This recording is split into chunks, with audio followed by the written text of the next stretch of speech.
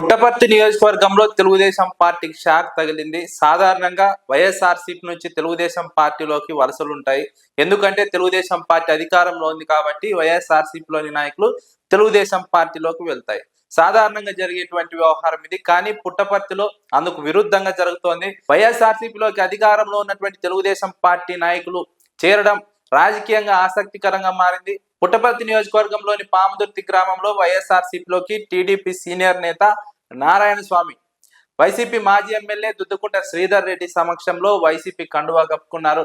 వైసీపీలోకి నారాయణ స్వామి రావడంతో తెలుగుదేశం పార్టీకి గట్టి షాక్ తగిలిందని చెప్పవచ్చు. బీసీ సామాజిక వర్గానికి చెందిన నారాయణ స్వామి వైఎస్ఆర్సీపీలో చేయడంతో అది వైఎస్ఆర్సీపీకి స్థానికంగా పాజిటివ్ గా మారే అంశంగా రాజకీయ విశ్లేషకులు అభిప్రాయపడుతున్నారు. చాలా మంది తెలుగుదేశం పార్టీ నాయకులు అధికారంలోకి రావడానికి కృషి చేశారు. అధికారంలోకి వచ్చిన తర్వాత తమ కృషికి తగ్గ ఫలితం దక్కుతుందని భావించారు. కానీ అధికారంలోకి వచ్చిన తర్వాత తమ కృషికి తగ్గ ఫలితం దక్కదని నిర్ణయించుకున్న నేపథ్యంలోనే వైఎస్ఆర్సీపీలోకి చేరుతున్నట్టు రాజకీయ విశ్లేషకులు అభిప్రాయపడుతున్నారు. పుట్టపర్తి నియోజకవర్గంలో ఎమ్మెల్యే పల్లె సింధూరారెడ్డి కొనసాగుతున్నారు. అయితే ఎమ్మెల్యే పల్లె సింధూరారెడ్డి అయినప్పటికీ ఆమె మొదటిసారి ఎమ్మెల్యేగా కొనసాగుతున్నారు. ఆమెకి రాజకీయ అనుభవం లేనటువంటి సందర్భంలో ఆమె మామ మాజీ మంత్రి పల్లె రఘునాథ్ రెడ్డి నియోజకవర్గ వ్యవహారాలన్నీ చూసుకుంటున్నారు. అధికారికంగా పల్లె సింధూరారెడ్డి ఎమ్మెల్యే అయితే అనధికార ఎమ్మెల్యేగా పల్లె రఘునాథ్ రెడ్డి కొనసాగుతున్నారు. ఈ నేపథ్యంలోనే పల్లె రఘునాథ్ రెడ్డి గత ఎన్నికల్లో తెలుగుదేశం పార్టీ గెలుపునకు కృషి చేసినటువంటి కొంతమంది నాయకులను పక్కన పెడుతున్నారు. తనకు నచ్చిన వారికి మాత్రమే అవకాశాలు ఇస్తున్నారు. నామినేటెడ్ పదవుల విషయంలో కావచ్చు, పార్టీ పదవుల విషయంలో కావచ్చు, పల్లె రఘునాథ్ రెడ్డి తీరుతో విసిగిపోయినటువంటి నేతలు తెలుగుదేశం పార్టీకి గుడ్ బై చెప్పే యోచనలో ఉన్నట్టు తెలుస్తోంది. అందులో భాగంగానే పాముదుర్తికి చెందినటువంటి నారాయణ స్వామి తెలుగుదేశం పార్టీకి గుడ్ బై చెప్పారు. వైఎస్ఆర్సీపీలోకి చేరారు.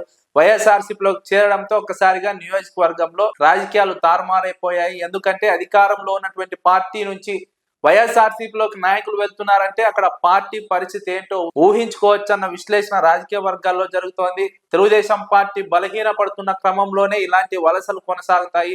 తెలుగుదేశం పార్టీ ఎమ్మెల్యే పైన, ఆమె మామ పైన ఉన్నటువంటి అసంతృప్తితోనే ఇలాంటి వలసలు కొనసాగుతున్నాయి. భవిష్యత్తులో ఈ వలసల సంఖ్య పెరిగే అవకాశం ఉంది.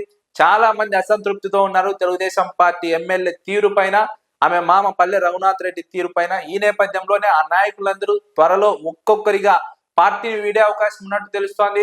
ప్రధానంగా తెలుగుదేశం పార్టీ అధికారంలోకి రావడానికి కృషి చేసినటువంటి నాయకులకు అధికారంలోకి వచ్చిన తర్వాత మొండి చేయి చూపుతున్నారు. తమకు నచ్చిన వారికి మాత్రమే పదవులు ఇస్తున్నారు, పదవులు కట్టబెడుతున్నారు, పనులు ఇస్తున్నారు, మిగిలిన వారిని నిర్లక్ష్యం చేస్తున్నారు. ఆ నిర్లక్ష్యం కారణంగానే వైఎస్ఆర్సీపీ వైపు తెలుగుదేశం పార్టీ నాయకులు చూస్తున్నారన్నది జరుగుతున్నటువంటి ప్రచారం. మరోవైపు స్థానికంగా తెలుగుదేశం పార్టీ జనసేన మధ్య సమన్వయం కూడా కొరవడినట్టు తెలుస్తోంది. రాష్ట్ర వ్యాప్తంగా ఉన్నటువంటి పరిస్థితే పుట్టపర్తి నియోజకవర్గంలో కూడా కనిపిస్తోంది. పుట్టపర్తి ఎమ్మెల్యే సింధూరారెడ్డి, ఆమె మామ పల్లె రఘునాథ్ రెడ్డి తీరుతో స్థానిక జనసేన నాయకులు విభేదిస్తున్నట్టు రాజకీయ వర్గాల్లో చర్చ జరుగుతోంది. అందుకే ఎమ్మెల్యేకు, ఆమె మామకు దూరంగా ఉన్నట్టు తెలుస్తోంది.